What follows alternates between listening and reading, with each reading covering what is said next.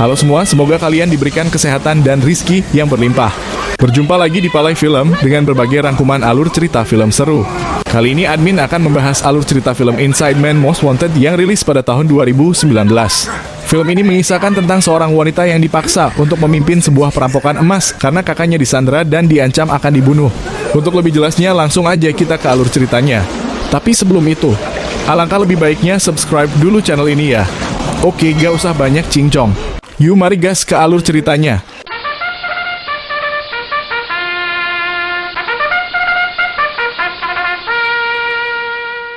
Film diawali dengan penyerangan sekelompok pasukan tentara ke markas tentara Nazi. Di sana terjadi baku tembak yang cukup sengit. Hingga akhirnya tentara Nazi berhasil dikalahkan dan emas-emasnya dibawa oleh sekelompok tentara tersebut.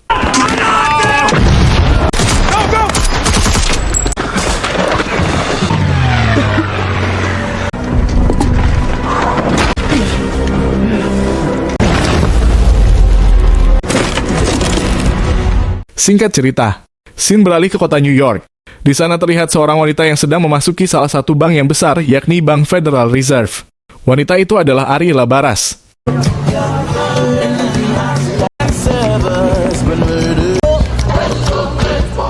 Pada awalnya, di sana semua terlihat baik-baik saja.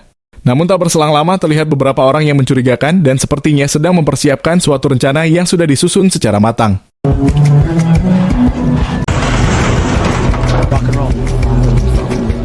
Dan benar saja, mereka memulai aksinya dengan melumpuhkan para penjaga keamanan, mematikan CCTV, dan membuat alarm palsu seolah telah terjadi kebakaran. Sontak saja semua pengunjung merasa panik sehingga para perampok itu mengarahkan mereka untuk berkumpul dalam satu tempat.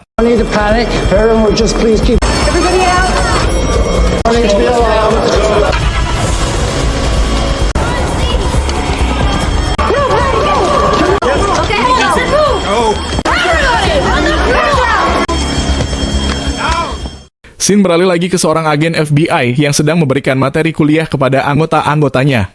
Dia adalah agen Stewart.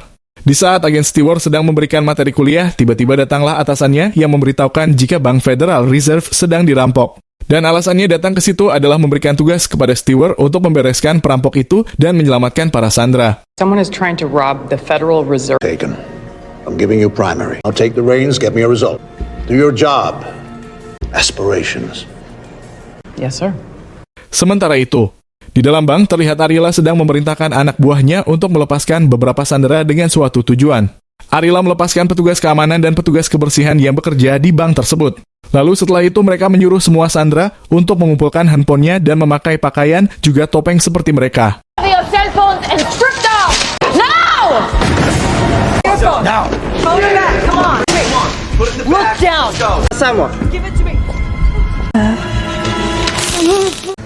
Idiot. Untuk membuka pintu-pintu menuju brankas, tentunya membutuhkan suatu kunci yang dimiliki oleh salah seorang pimpinan dari bank tersebut.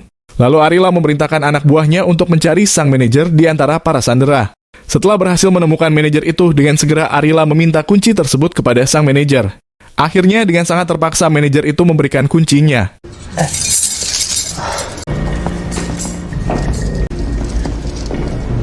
You know what to do.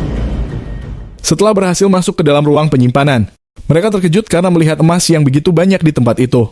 Namun tujuan mereka sebenarnya adalah emas yang berada di ruangan lain. Lalu dengan segera Ariela menyuruh sang manajer untuk membuka pintu di salah satu ruangan yang tidak terpakai. Alangkah terkejutnya mereka karena tidak menyangka sama sekali jika di ruangan lain terdapat emas yang mereka cari. Unlock that one.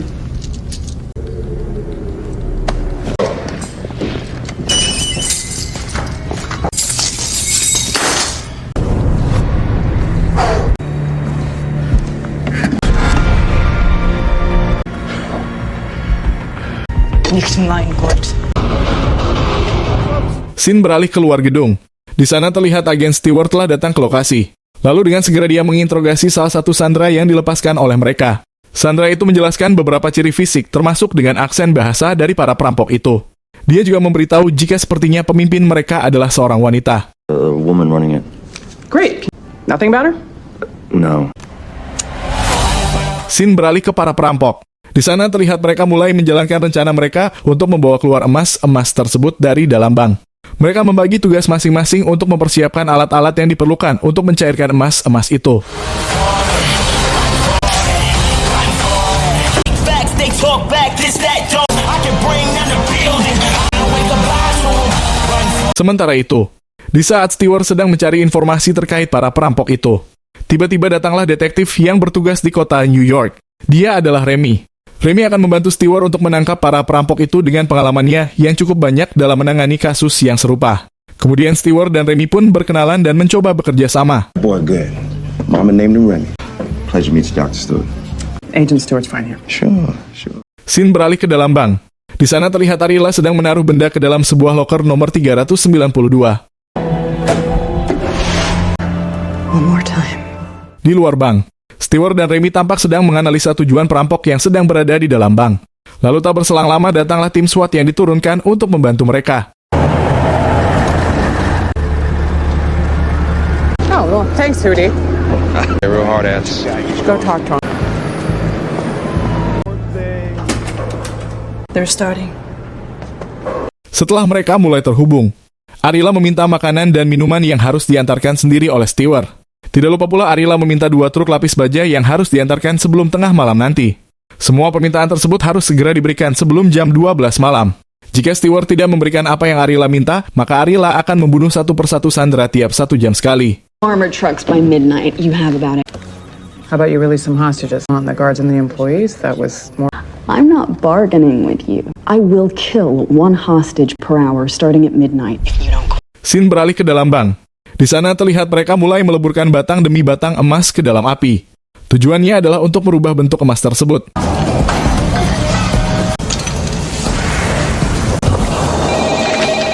Sementara itu, Arila sedang meminta kepada Stewart untuk membuatkannya 5 visa dan sebuah pesawat yang cukup besar ke Marrakesh untuk membawa emas-emas tersebut. A plane out to Marrakesh for the gold.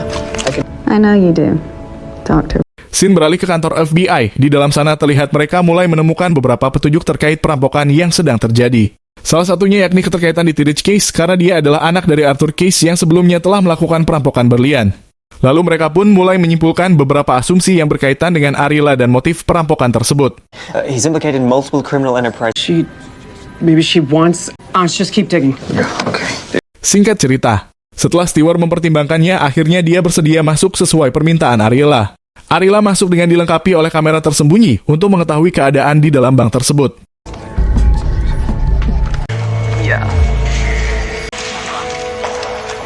Sesampainya di dalam bank, ternyata Arila berencana untuk menahan Stewart dan menjadikannya sebagai sandera agar bisa keluar dari tempat tersebut.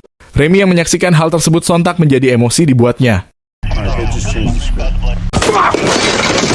Singkat cerita, setelah itu ada seorang wanita yang memberikan keterangan jika dia pernah dekat dengan salah seorang perampok di dalam bank tersebut. Wanita itu mengatakan jika dia adalah seorang mahasiswi arsitektur. Dulu dia pernah diajak oleh seseorang yang berada di dalam bank itu untuk menggali terowongan kereta bawah tanah tua dekat dengan bank tersebut.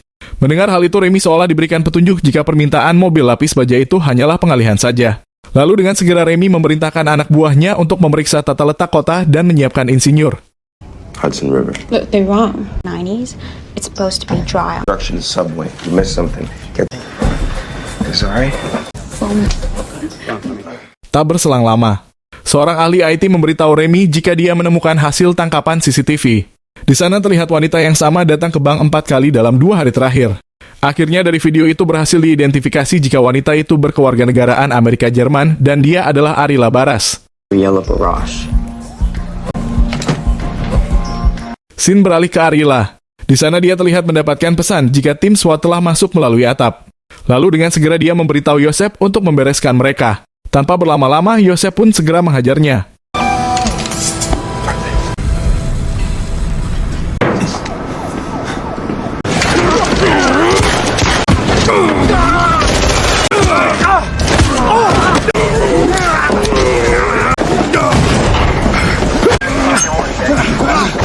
Singkat cerita, setelah 2 orang tim SWAT itu berhasil dikalahkan, kemudian Arila menanyakan apakah Remy yang menyuruh mereka untuk masuk ke bank tersebut.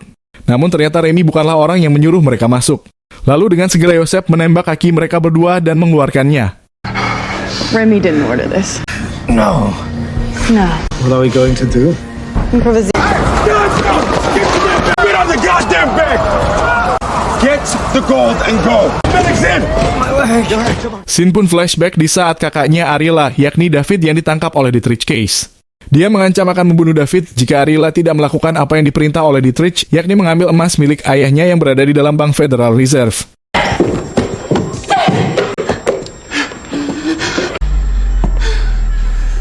Sementara itu, para anak buah Ariela berhasil menemukan terowongan saluran air yang terhubung ke sungai yang berada di sekitar bank itu.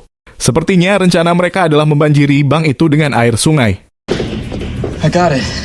Wait. It's dry. And that's what you get when you hire me. Scene beralih ke Remy yang sedang menggali informasi dari Direktur Pengawasan Bank Federal Reserve. Remy menanyakan tentang keberadaan emas milik Nasi yang tersimpan di dalam bank tersebut. Dan memang benar emas Nasi itu sudah lama berada di dalam bank tersebut, dan para perampok itu ingin mengambilnya kembali. The Nazi gold in that bank. You know it connects World War II. A record of lazy. Nazi. Sementara itu, tanpa diduga, salah satu anak buah Ariela memberikan sebuah SIM card handphone kepada Stewart untuk digunakannya ketika sesuatu terjadi kepada Ariela. Kemudian Stewart pun mengambilnya dan mengerti apa yang dimaksud oleh wanita itu. Hold on to this. It's a SIM card with a single 49. Germany. Comes with this to Ariela. You turn it on. Yeah. Good. Setelah itu, Ariela mencoba menjebak Yosef dengan mengiming-imingi emas yang banyak. Lalu Ariela pun mengajak Yosef untuk segera mengambil emasnya. Namun tanpa diduga, Yosef dimasukkan ke dalam suatu ruangan dan Ariela pun menguncinya dari luar. Sontak saja hal itu membuat Yosef sangat marah dan mengancam jika Ariela pulang tanpa Yosef, maka mereka akan membunuh David. Namun Ariela tidak takut dengan ancamannya itu karena dia sudah mempersiapkannya. I'll be sure and tell Dietrich. Lalu tanpa diduga di saat Ariela sedang pergi meninggalkan Yosef, tiba-tiba bom meledak yang menghancurkan dinding dan membuat air masuk ke dalam bank tersebut. Lalu Remy dan tim SWAT pun segera masuk ke dalam bank. Seketika suasana menjadi kacau karena air mulai membanjiri setiap ruangan.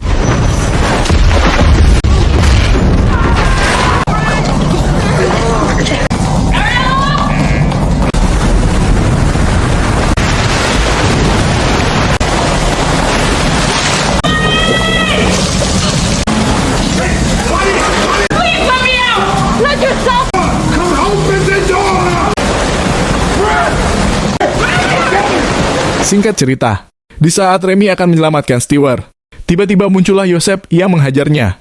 Kemudian perkelahian pun terjadi di antara mereka. Dengan tubuh besarnya, Yosef nyaris saja membunuh Remy. Namun tak berselang lama, Stewart pun berhasil keluar dan langsung membantu Remy dengan memukul kepala Yosef hingga mati. Kemudian mereka pun segera pergi dari tempat itu.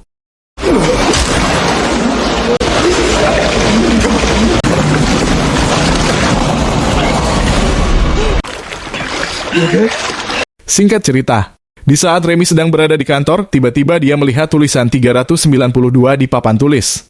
Namun anehnya tak ada satupun yang merasa pernah menulisnya. Kemudian salah satu anak buahnya memberitahu jika berlian Nasi berada di dalam kotak deposit nomor 392. Lalu dengan segera mereka memeriksa kotak deposit tersebut. Dan benar saja di sana terdapat emas dan berlian yang ditinggalkan oleh Ariela. Di dalam kotak itu, Remy mendapatkan beberapa petunjuk, termasuk mahasiswi arsitektur yang sebenarnya masih saudara Ariela. Even Ariela and Ava.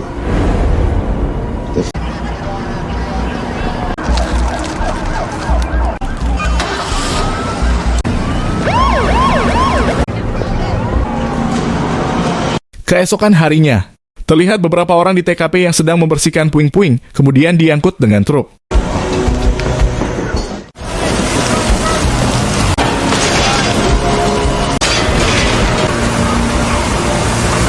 Dengan penasaran, Remy kembali lagi ke TKP untuk menganalisa keadaan di sana. Dan benar saja di sana terdapat beberapa kejanggalan. Lalu Remy menyimpulkan jika emas-emas tersebut telah dileburkan dan dijadikan ke dalam bentuk lain. Ledakan itu sengaja mereka buat untuk mengalihkan perhatian seolah perampokan itu gagal.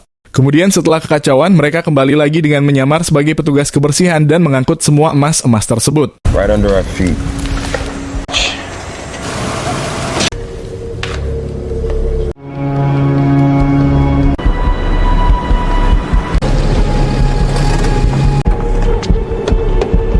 Di tempat lain, Stewart terlihat sedang mendatangi mobil van yang sebelumnya telah diberitahu oleh Ava.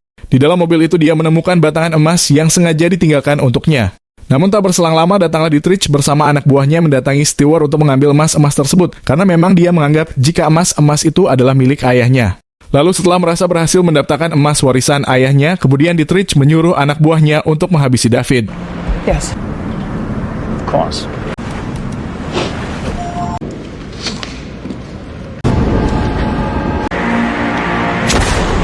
Namun di saat Dietrich hendak pergi meninggalkan tempat itu, tiba-tiba polisi datang dan terjadilah baku tembak di antara mereka. Hingga pada akhirnya polisi berhasil meringkus Dietrich dan para anak buahnya.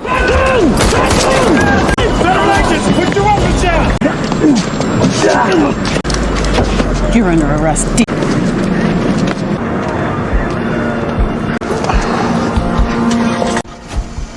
Sekian alur cerita film Inside Most Wanted. Semoga kalian terhibur. Jangan lupa subscribe ya, karena masih banyak film-film seru lainnya. Terima kasih.